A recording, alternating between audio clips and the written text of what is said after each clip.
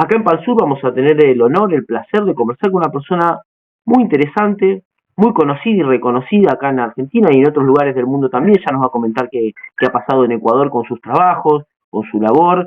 Es historiador, es investigador, es escritor, un libro muy bueno que se llama Deuda o Soberanía, y en parte un poco de eso vamos a hablar. Él se llama Alejandro Olmos Gaona. Hola Alejandro, ¿cómo estás?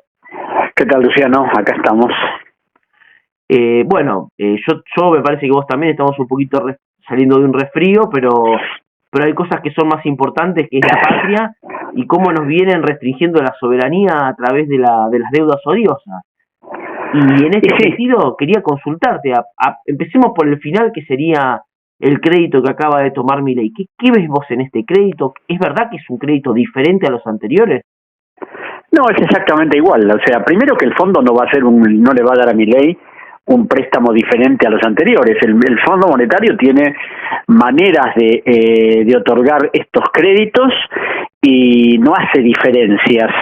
Lo que en este caso, como Milei está muy alineado a Estados Unidos, porque vota en las Naciones Unidas como vota Estados Unidos, es posible que sea un crédito dado de manera preferente, porque como se le dio a Macri en el 2018, por la sencilla razón que un país que tiene una deuda hoy de 480.000 millones de dólares que no puede pagar, recibir un crédito por 20.000, es decir, es realmente la muestra acabada de que es un crédito que tiene connotaciones políticas, no económicas, más allá de que el fondo, por supuesto, siempre se maneja con estas cuestiones políticas, porque si se hace un análisis económico nunca le tendría que haber dado un mango a la Argentina en el 2018, y así siempre, ¿no? Así que me imagino. Por otra parte, yo he pedido oficialmente que me manden el texto del acuerdo, todavía no me lo han mandado, que además no ha sido publicado, o sea que uno puede especular sobre un montón de cosas, pero generalmente aquí van a pedir privatizaciones, reformas laborales, ajustes del Estado, es decir, ya se está haciendo todo un procedimiento para privatizar el Banco de la Nación, es decir, es todo más o menos lo que ha hecho el fondo desde el primer stand-by del 1958 que firmó Frondizi hasta ahora.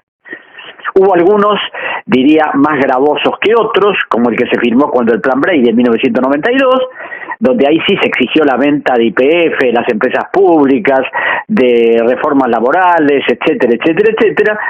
Y ahora más o menos será lo mismo, o sea, querrán más ajustes, querrán tratar de que la Argentina sea el paraíso sin límites de los grandes inversores que vengan a llevarse todo lo que puedan, porque lo estamos viendo a través de las decisiones del presidente, que gobierna por decreto, no le importa en absoluto el Estado de Derecho. Entonces, bueno, avancemos así. ¿Y cómo ves vos cómo se va a gastar la plata del fondo? ¿Va a servir realmente para algo productivo, para lo que deberían servir las deudas, para invertir en generar algún tipo? Bueno, en principio el gobierno ha dicho que esto no significa nueva deuda. ¿Por qué?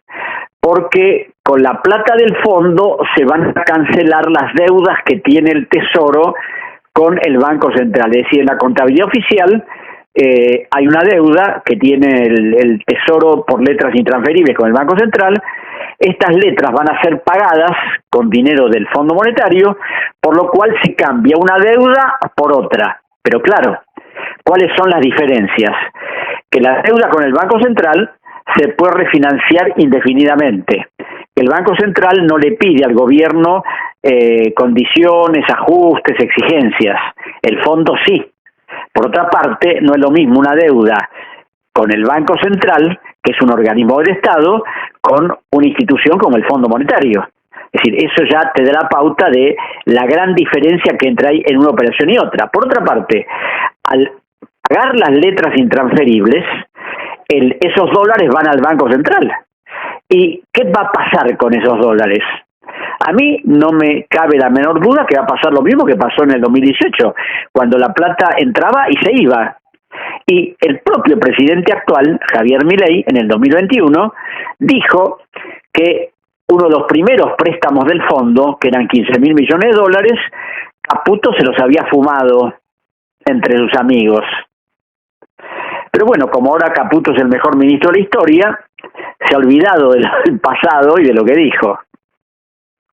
Claro, y vos crees que, porque el banco, según tengo entendido, el Banco Central, para mantener el dólar en esta barrera que ellos ponen entre, no me acuerdo si 1.000 pesos y 1.400, ha venido interviniendo de manera fuerte en el mercado de cambios.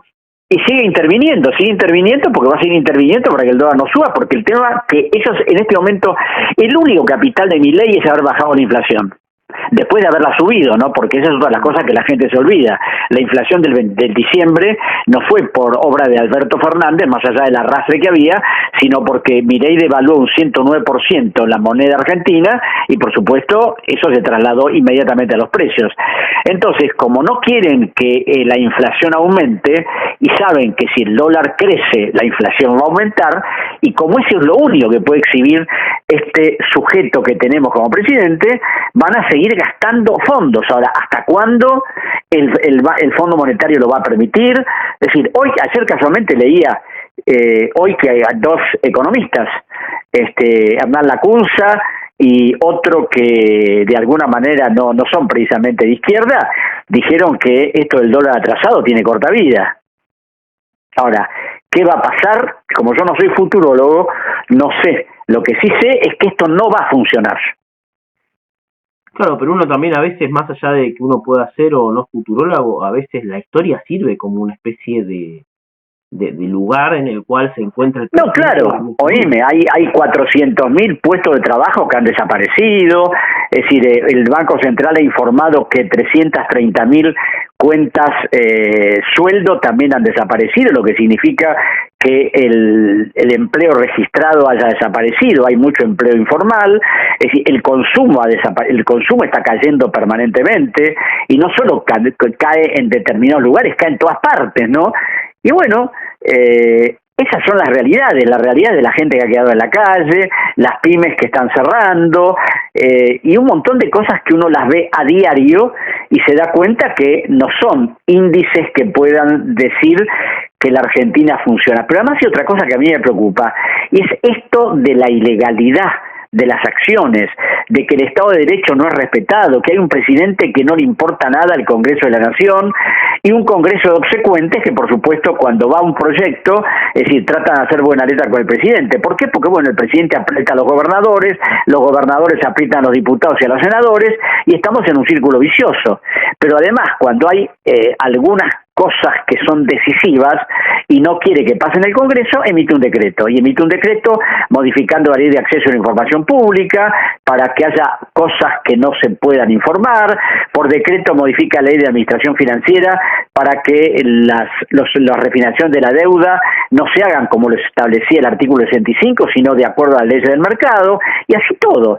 Entonces, claro, cuando el sistema jurídico se altera de esa manera, cuando el presidente se ríe a carcajada del Estado de Derecho, cuando lo único que le interesa es agredir y demonizar a todo el que no piensa como él, insulta reiteradamente al periodismo y a todos los demás, y además ha dicho que hay que odiar a los periodistas, hay que odiar a todos los que están en contra de este programa.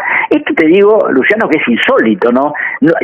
Mirá que tengo mucha experiencia en todo este tipo de cosas, jamás oí un presidente hablar como que es verdaderamente una cloaca, ¿no? Es un personaje realmente que no honra la primera magistratura del Estado, sino por el contrario, la deprecia cada día más.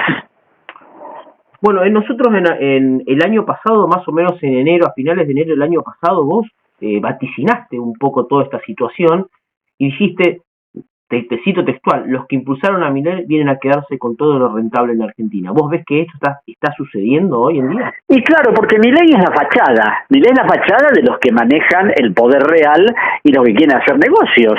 Por eso, en este momento, todo lo que signifique algo rentable, es decir, es utilizado por aquellos que en este momento tratan de que Milei siga haciendo lo que quiera.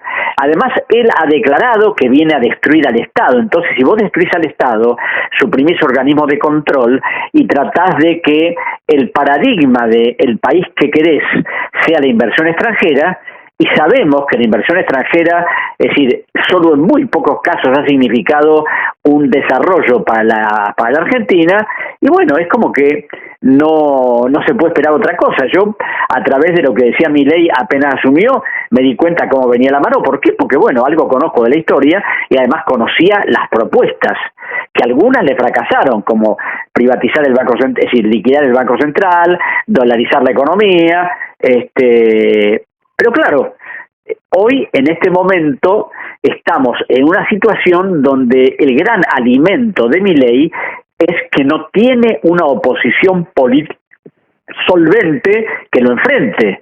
O sea, por un lado están los que negocian, por otro lado los que dialogan, y los que se le enfrentan siempre están en minoría, porque en último, hoy por ejemplo estaba viendo que una interpelación a Karina Milei y a Luis Caputo, la oposición no quiso hacerla. Ahora, ¿cuál es el problema? Si todo es tan transparente, ¿cuál es el problema de interpelar a la señora Milei y a Caputo?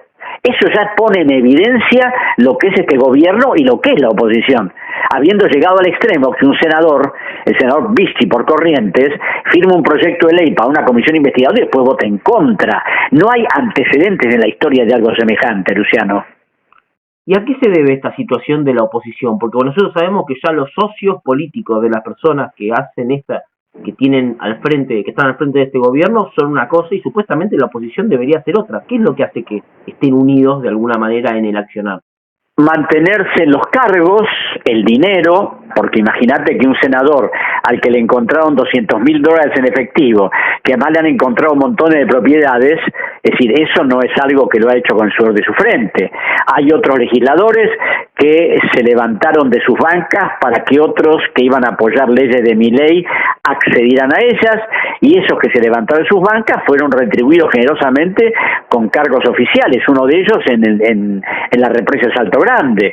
Entonces, claro, cuando tú es un tome y daca, donde me votás esto y yo te voy a dar esto, y bueno, es decir, es así, ¿no? Entonces, esa es la oposición que tenemos, que no tienen dignidad, es decir, que no tienen el menor grado de cultura y de información, que uno los ve en los debates y dan vergüenza ajena, primero porque leen, porque no pueden sostener una discusión sin tener el papelito donde le dicen lo que tienen que decir. Es decir, realmente estamos en una situación de degradación de las instituciones como pocas veces he recordado. Y yendo un poco al tema, porque todos dicen, ¿no? Vamos a poner un ejemplo que se termine, es decir, que sea como se termine dentro del punto de vista de las instituciones, respetando la cuestión institucional, se termine el gobierno de Milei, finaliza su mandato o sea lo que sea dentro de las instituciones.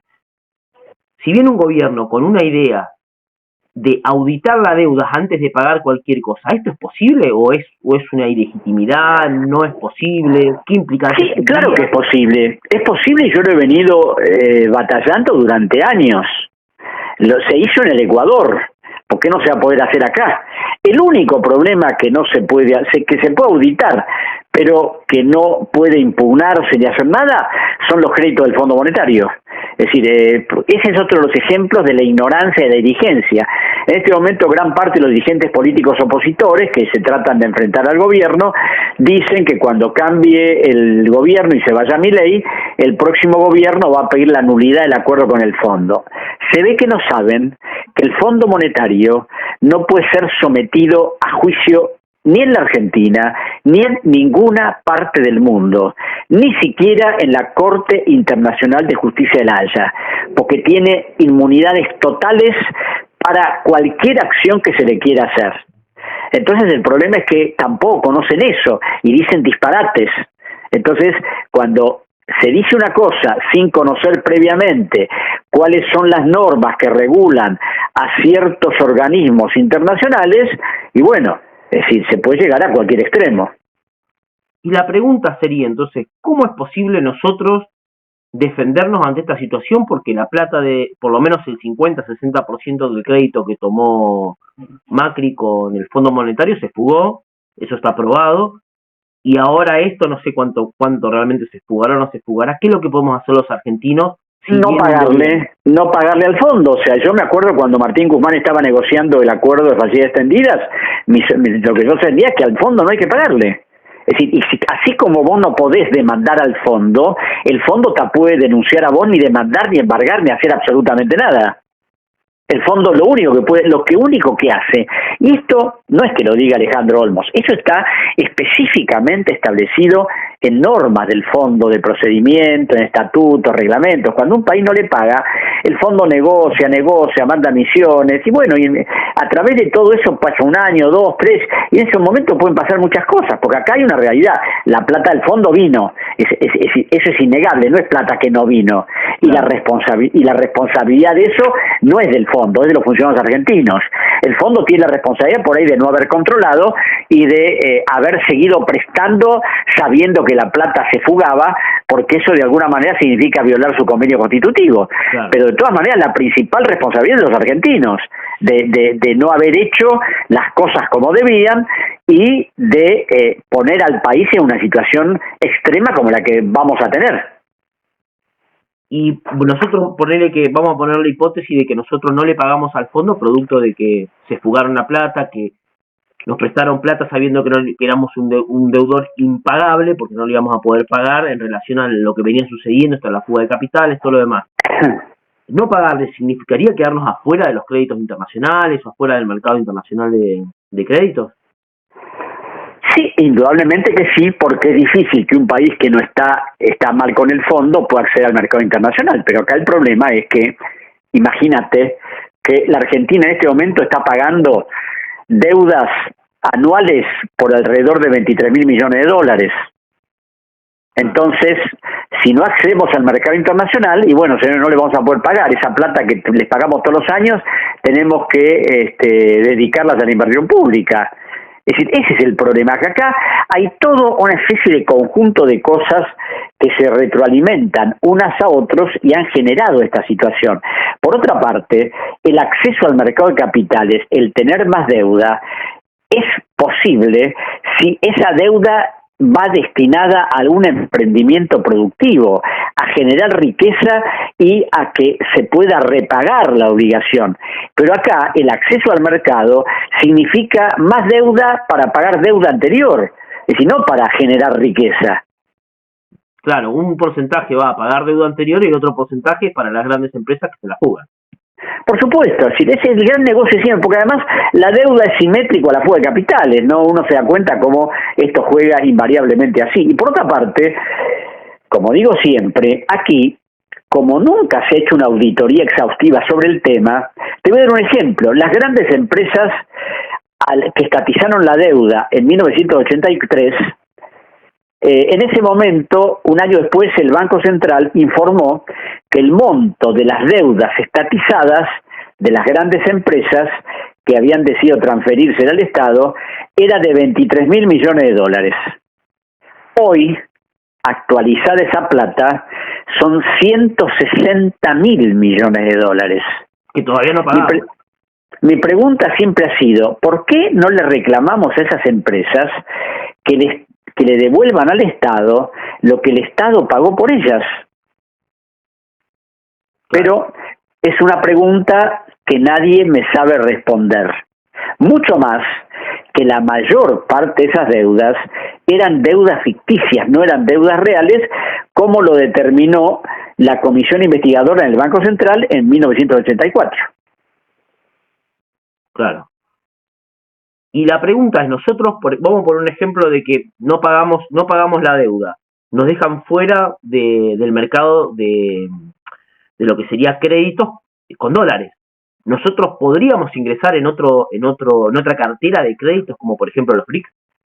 Por supuesto, porque acá hay otro tema, siempre recurrimos a las mismas fuentes de financiamiento.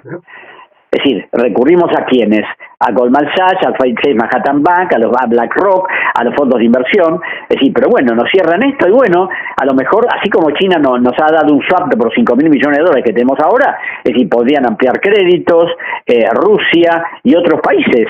Pero no, como acá siempre se está dando vueltas sobre el mismo sistema de inversión y de préstamos, y sí, existe la otra posibilidad. El tema es que hay que tener visión política para enfrentar eso y hacerlo, y no seguir limitándose a estar siempre con el mismo lugar, siempre con los mismos prestamistas, siempre con la misma emisión de bonos para pedir plata nueva para pagar deudas viejas. Tal cual. Vos, hay algo que vos hablabas de Ecuador. Ecuador me parece que ha sido dolarizado, ¿no? Ecuador fue dolarizado en el año 2000. Lamentablemente, a pesar de los esfuerzos de Correa, no se pudo cambiar el sistema porque a la gente le quedó un terror pánico de que si se volvía a una moneda nacional, la inflación iba a dispararse como se disparó cuando estaba el sucre, que era la moneda oficial del Ecuador. Eso lamentablemente al Ecuador le ha traído problemas y le sigue teniendo, pero hay una especie de consenso entre toda la gente que en este momento hay que seguir, salvo que haya un cambio totalmente radical de la economía y se puedan hacer otras cosas. Yo en un momento dado le presenté al presidente Correa la posibilidad de emitir una nueva moneda que actuara en tándem como el dólar para pagar impuestos, para pagar gastos del Estado, ¿no es cierto? Hasta que la gente se fuera acostumbrando. Pero no quisieron hacerlo, tuvieron miedo de que podía generar muchos problemas y bueno. Y ahora pero yo creo que la moneda es un símbolo de soberanía, no es simplemente el billete. Es que el Estado puede manejar su sistema monetario y no depender del Banco de la Reserva Federal de los Estados Unidos. Tal cual. ¿Y cómo ves vos el avance del modelo económico de Milei, que claramente hemos visto de que por más que uno crea que abandona algunas ideas, no las abandona, las sigue, como es el tema de la dolarización? ¿Vos crees que es posible que dolarice? No, en absoluto, y mucho menos ahora con un acuerdo con el fondo que va a tener vigencia hasta el 2035, ¿no? Es decir, Milei se va a ir en 2 años más y yo espero que las cosas cambien, ¿no? Pero eso por ahora es absolutamente imposible. Porque el propio Fondo Monetario no quiere. No, el Fondo Monetario no le interesa y por otro lado ha firmado un acuerdo y el gobierno tiene que ajustarse al acuerdo que se ha firmado. Y ahí no se habla para nada de la dolarización, ni de la aniquilación del Banco Central, ni nada de eso. Lo que se habla es lo mismo de siempre: privatizar, ajustar el gasto público, es decir, que las jubilaciones y los salarios sigan depreciados. En este momento, una de las cosas increíbles es que el gobierno mantiene subsidios por 21.000 o 22.000 millones de dólares. Subsidios, obviamente, no a maestros, jubilados o laburantes, sino a empresarios que hacen determinados trabajos, que construyen, que fabrican y los subsidia. Y bueno, ¿por qué no le quita los subsidios? Parece que no. En Tierra del Fuego, precisamente, es decir, hay empresas, una de ellas vinculadas a Nicky Caputo, el hermano del alma de Macri y pariente de Santiago y de Luis, que tiene una exención impositiva monumental. Y la consulta sería, pues justo yo estoy acá en Tierra del Fuego, la consulta sería de no retirarle, porque es decir, que haya subsidios a las empresas no es en sí negativo, creo yo. De hecho, todos los países del mundo que han tenido un crecimiento económico, que ha expandido su mercado hacia otros países, generalmente ha sido gracias a los subsidios que le ha dado el Estado, caso China, para la producción de esos servicios. La pregunta es, ¿vos crees que habría que retirar los subsidios o esos subsidios repartirlos de manera más... Primero los subsidios tenían que ser equitativamente repartidos. En segundo lugar, no tiene sentido subsidiar a una empresa que gana cifras impresionantes.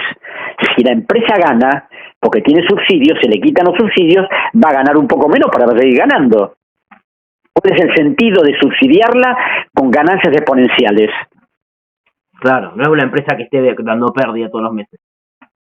Es decir, se subsidia a una empresa para que se desarrolle, para que crezca, pero cuando la empresa se autoabastece, cuando la empresa genera riqueza, ¿por qué se la va a seguir subsidiando?